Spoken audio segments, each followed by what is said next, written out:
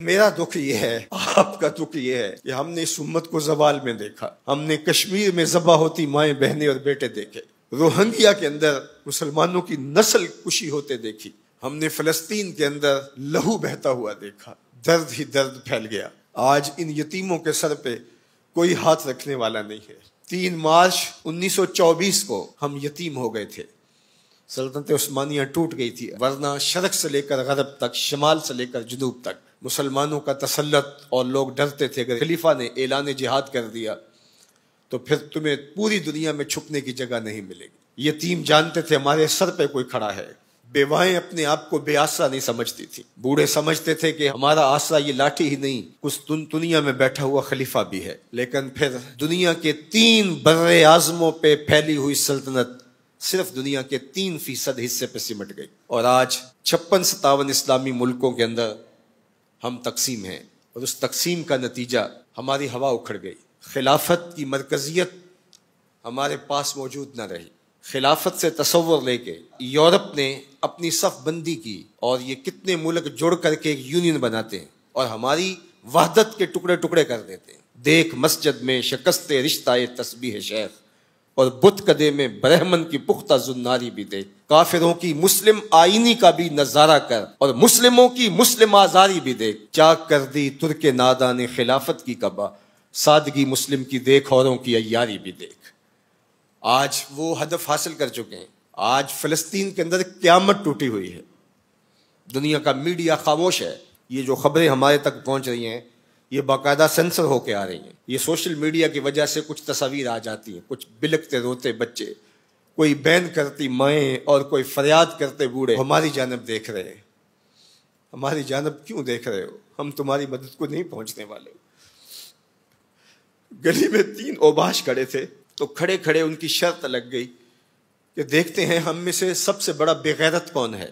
تو یہ ثابت کرنے کے لیے گلی میں ایک بوڑھی خاتون آ رہی تھی جس کے ہاتھ میں ڈنڈا تھا، اور اس کو ٹیک ٹیک کے چل رہی تھی۔ ایک اوباش آگے بڑھا اور اس بوڑھی خاتون کے بڑھاپے کا لحاظ کیے بغیر اس کو دھکا دے دیا، وہ گر گئی۔ بہت بڑی بے غیرتی کا اس نے ثبوت فراہم کر دیا۔ لیکن دوسرا آگے بڑھا اور اس نے اس گری ہوئی بوڑھی خاتون کے اوپر ڈنڈے برسانے شروع کر دیے۔ اب تیسرے کی باری تھی، لیکن وہ ساکت کھڑا تھا، اور وہ بوڑھی خاتون تھوڑا سا سنبھلی اور اس نوجوان کو کہتی ہے تو سب سے بڑا بے غیرت ہے۔ تو ان 2 نوجوانوں نے پوچھا کہ کارنامے تو ہم نے سر انجام دیے، اور سب سے بڑے بے غیرت کی ڈگری تم لے گئے ہو، اور یہ بھی تمہیں کہہ رہی ہے۔ کہا تم نہیں جانتے یہ خاتون میری ماں لگتی ہے۔ آج اسرائیل نے ان کو مارا، برطانیہ کا وزیر اعظم جنگی جہاز کے اوپر بیٹھ کے ان گرے ہوئے مفلوق الحال لوگوں پر بم برسانے کے لیے خود پہنچا، لیکن وہ کہہ رہے امت مسلمہ تم بے غیرت ہو، ہم تمہاری مائیں لگتی ہیں، ہم تمہاری بہنیں لگتی ہیں،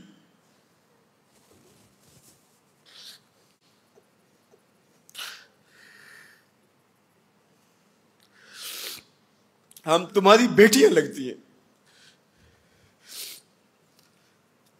ایک یہودی ایک پردہ دار خاتون کے اوپر شراب پھینکتا ہے اور باقی آوازیں کستے ہیں، لیکن وہ دیکھ رہی ہے ایڑیاں اٹھا اٹھا کے امت مسلمہ کی طرف۔ تمہاری مدد کو میری بہنوں کوئی پہنچنے والا نہیں ہے۔ یہ 56-57 اسلامی ملکوں کی فوجیں کرتب دکھانے کے لیے ہیں۔ ہمارے میزائل سسٹم، ہمارے اسلحہ جات، ہمارے ٹینک، ہماری توپیں، ہمارا ایٹم بم تمہارے کام نہیں آئے گا، تمہیں مرنا پڑے گا، سسک سسک کے مرنا پڑے گا۔ یہ امت تمہاری مدد نہیں پہنچے گی، 40 ملکوں کی مشترکہ فوج بھی تمہاری مدد کو نہیں پہنچے گی، حرم سے بھی کوئی آواز نہیں اٹھے گی، نہ عجم سے کوئی آواز اٹھے گی۔ آج امت مسلمہ ایک تن مردہ ہے، OIC مردہ گھوڑے کی طرح ہے۔ بیت المقدس کے ایک کونے کو آگ لگی تھی تو یہ OIC بنی تھی، اور آج پورے فلسطین کو آگ نے اپنی لپیٹ میں لے لیا ہے۔ وہاں یتیم ہی یتیم فریادیں کر رہے ہیں، وہاں بیواؤں کی سسکیاں ہیں۔ ہم اس حالت کو کیوں پہنچے؟ اس لیے کہ ہم نے قرآن کو چھوڑ دیا۔ نہ ہماری عدالت میں قرآن ہے، نہ ہماری معاشرت میں قرآن ہے، نہ ہماری معیشت میں قرآن ہے، نہ ہمارے مقننہ میں قرآن ہے، آج قرآن صرف 2 جلدوں میں بند کر کے ہمارے طاق پہ سجا ہوا ہے. یہ نظام حیات تھا. ہم آج تک اسی برطانوی قانون پر جی رہے ہیں. ہم قرآن کا ضابطہ نہیں لا سکے. 56-57 اسلامی ملک. مجھے بتاؤ آج کسی کو کوئی کہیں سے نکال دے تو دوسرا ملک نیشنلٹی دے دیتا ہے, اس کو شہریت دے دیتا ہے. آج اسلام کو ملک بدر کیا گیا. بتاؤ 56-57 اسلامی ملکوں نے کس نے اس کو شہریت دی ہے؟ کہاں جمہوریت, کہیں بادشاہت, کہاں شخصی نظم.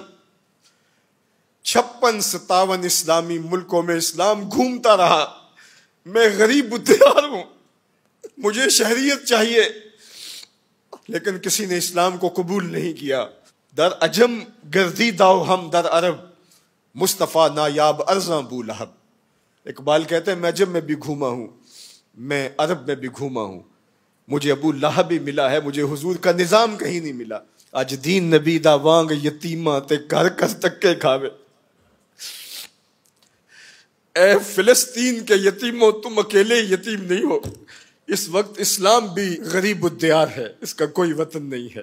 آج اسلام اپنے نظام کے ساتھ کہیں موجود نہیں ہے, اور یہ پستی اور یہ زبوحالی, یہ ذلت, یہ نکبت, یہ رسوائی ہمارا مقدر کیوں نہ ہو, قرآن سے دوری کے نتیجے میں رسوا ہو گئے.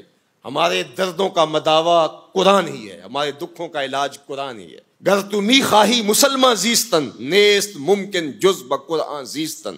اقبال نے کہا اگر تو مسلمان بن کے جینا چاہتا ہے تو قرآن کے بغیر نہیں جی سکتا. اور پھر آگے چل کے کہا فاش می گوئم آن کے در دل مزمرست, این کتاب نیست چیزیں دیگرست. کہا جو میرے سینے میں پوشیدہ ہے میں کھل کے نہ کہہ دوں, یہ کتاب نہیں کوئی اور ہی شے ہے.